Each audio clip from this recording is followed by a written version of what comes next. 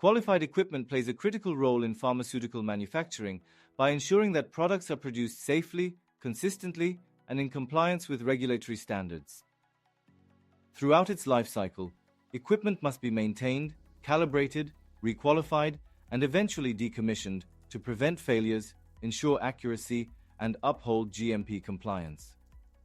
Each stage of the equipment life cycle serves a distinct purpose.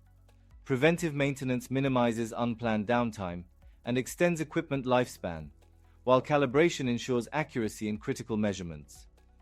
Requalification confirms that equipment continues to meet performance standards over time, and decommissioning prevents obsolete equipment from posing contamination risks or compliance issues. These interconnected processes help manufacturers maintain operational excellence while meeting regulatory expectations. Accurate documentation and record keeping are also essential for demonstrating compliance. Equipment records, including maintenance logs, calibration reports, and validation protocols, must be properly organized, stored securely, and easily accessible for audits. Ensuring data integrity and controlled access to these records is key to maintaining compliance and operational efficiency. Managing GMP-qualified equipment is not just about maintaining machinery. It is about ensuring product quality, regulatory compliance, and process reliability.